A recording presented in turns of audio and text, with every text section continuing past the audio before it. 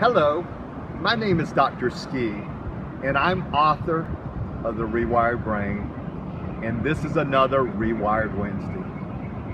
Wow, I'm in my favorite place on the planet.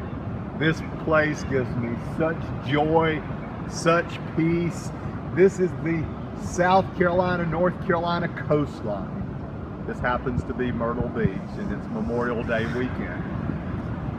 Today, I want to talk to you about why, as a scientist, that I'm also a believer, and why I'm not an atheist. You know, as a scientist, being a believer is not always easy. It's kind of tough because many, if not most, of the folks around you are not believers, and there's a tendency to kind of snub their nose or laugh at you as being a believer. Now, what I want to do today is first give you the logical reason I'm a believer, and then I'm going to give you a more intangible reason that I'm a believer. Let me start with the logical reason. If one looks at science, and one looks at the constituents of science, and one particularly looks at physics, there are constants in physics. There's gravitational pull. There is the charge of electrons. There is the ratio of protons to electrons. There are numerous constants, and many physicists say there's as many as 25 constants in physics that are what they are, and they could not be any different or we wouldn't be here. This moment wouldn't be taking place if any of those constants were off at all. And I don't mean off a lot, but if they were off 1 billion, that ain't much.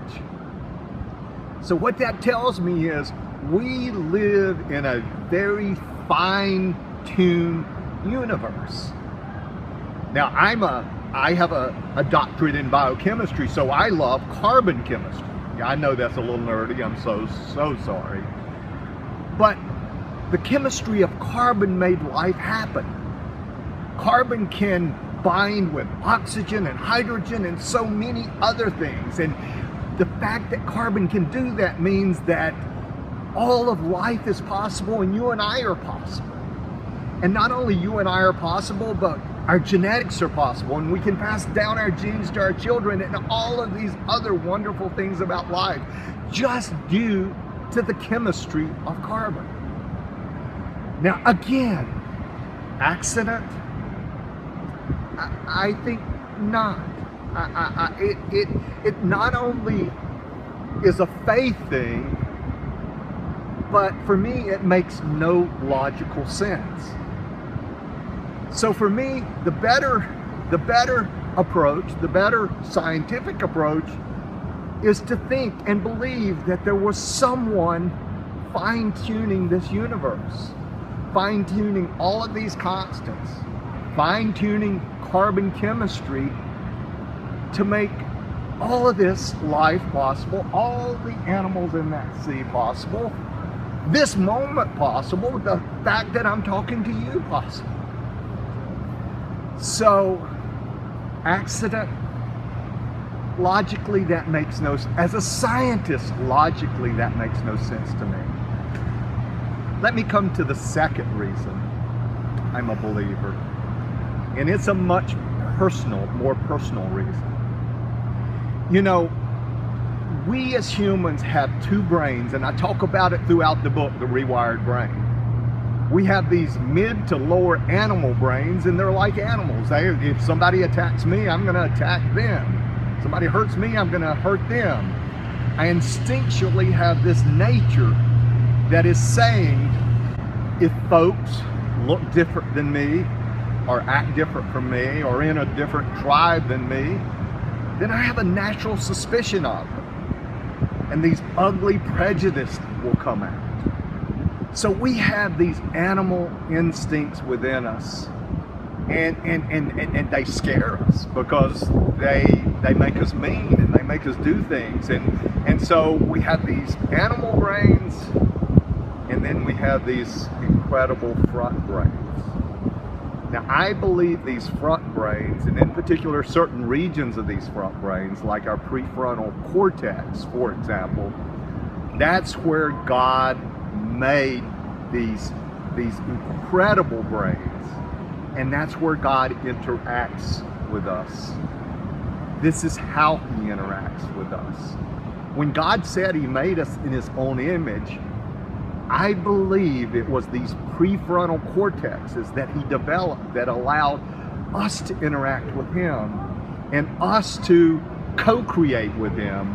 When Christ said, you're not only gonna do good things, but when the Holy Spirit comes, you're gonna do greater things than me. Can you believe it? Greater. That's because we would be co-creators with God through these prefrontal cortexes. And through these prefrontal cortexes, through these huge front brains, he gives us this profound morality that is very, very different than the morality of our animal brain. I'm just going to go over here and pick up the Bible, and I want to read an example of God's morality as opposed to the animal morality. And I'm reading from Matthew chapter 5, verse 43. And please forgive me, I'm dyslexic and it's a little difficult to read sometimes, but just bear with me. You have heard it was said, you shall love your neighbor and hate your enemy. But I tell you, love your enemy and pray for those who persecute you. Love your enemy and pray for those who persecute you. We're in a political season right now, and I'm not even going to get into politics, but the politics is hate those that are different from you. Don't like people who are a threat to you. Christ is saying, pray for those who persecute you. Love those who persecute you. You know, his entire Sermon on the Mount, and that's from his Sermon on the Mount that starts in Matthew 5, is all about this morality that turns our animal natures upside down. That was his inaugural address.